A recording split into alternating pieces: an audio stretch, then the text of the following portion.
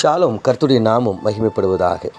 கர்த்தருக்குள் பிரியமானவர்களே, வேதவசனம் இப்படியாக சொல்கிறது, நீ பயப்படாதே, நான் உன்னோடு கூட இருக்கிறேன்.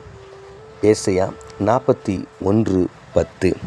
கர்த்தருக்குள் பிரியமானவர்களே, பயப்படாதே என்கிற இந்த வார்த்தையை நம்ம அநேக நேரங்களில் தியானித்தது உண்டு. ஆண்டவர் அநேக இடங்களில் பயப்படாதே என்று சொல்லுகிறார். வேதத்தில் 365 முறை பயப்படாதே என்று எழுதியிருக்கிறது. அதாவது அந்த வார்த்தை டைரெக்டாக இல்லை, டைரெக்டாகவும் இன்டைரக்டாகவும், அதுவும் நேர்முகமாகவும் மறைமுகமாகவும் எழுதப்பட்டிருக்கு. நான் உனக்கு துணை நிற்கிறேன் அப்படின்னாலும் பயப்படாதேன்னு அர்த்தம். நான் உன்னோடு கூட இருக்கிறனாலும் பயப்படாது. நான் உனக்கு உதவி செய்வேன்னாலும் பயப்படாதுன்ற அர்த்தம். நான் உன் கைகளை பிடித்து உன்னை நடத்துவனாலும் பயப்படாதுன்னு அர்த்தம். ஸோ இப்படி அநேக விதங்களில் ஆண்டவர் பேசுகிறார். இந்த ஏசாயா என்கிற இந்த புத்தகத்தை நம்ம 2 பகுதியாக பிரிக்கலாம். இதை ஒரு சின்ன வேதாகமம் என்று சொல்லுவாங்க. ஏன்னா 66 புத்தகம் இருக்குது. அதே போல் இந்த புத்தகத்தில் 66 அதிகாரங்கள் இருக்குது.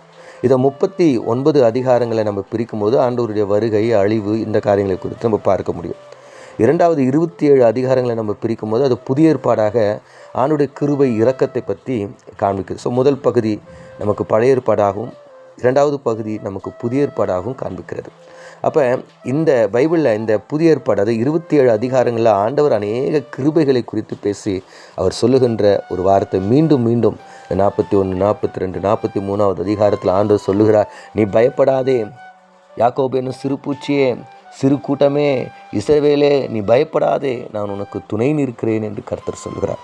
ஆம் பிரியமானவர்களே, உங்களுக்கு தெரியுமா, பயப்படாதே என்று ஆண்டவருடைய வார்த்தைக்கு நம்ம கீழ்ப்படியாமல் போய் நம்ம பயந்தோம் என்றால் நாம் பாவம் செய்கிறோம் என்று அர்த்தம்.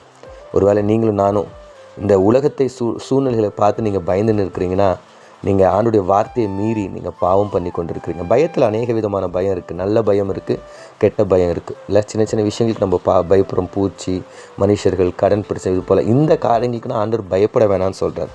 அவருக்கு மாத்திரம் பயப்பட சொல்கிறார். நம்ம உல்ட்டா பண்ணிவிட்டு நம்ம உலக காரியங்களுக்கு பயப்படுறோம், கர்த்தருக்கு பயப்பட மாட்டேங்கிறோம். ஒருவேளை நீங்கள் அப்படிப்பட்ட நிலையில் இருந்தீங்கன்னா ஆண்டவர்கிட்ட ஒப்பு கொடுத்து நம்ம கண்களை மூடி நம்ம ஜெபிப்போம். எங்களை அதிகமாக நேசிக்கிறீங்க நல்ல தகப்பனே. ஆண்டவரே, உம்முடைய வார்த்தை, உம்முடைய கட்டளை, ஆண்டவரே பயப்படாதே என்று நீங்கள் ஒவ்வொரு நாளுக்கும் எங்களோடு கூட சொல்லினே இருக்கிறீங்க. ஆனால் அந்த கட்டளையை மீறி நாங்கள் பயப்பட்டு நாங்கள் பாவம் செய்கிறவர்களாக இருக்கிறோம். ஆண்டவரே, எங்களை மன்னிச்சு இனி நாங்கள் பயப்படாமல் உம்முடைய நாம மகிமைக்காக நாங்கள் தைரியமாக இருக்க உதவி செய்யும்படியா இயேசு மூலம் ஜெபிக்கிறோம் நல்ல பிதாவே, ஆமீன்.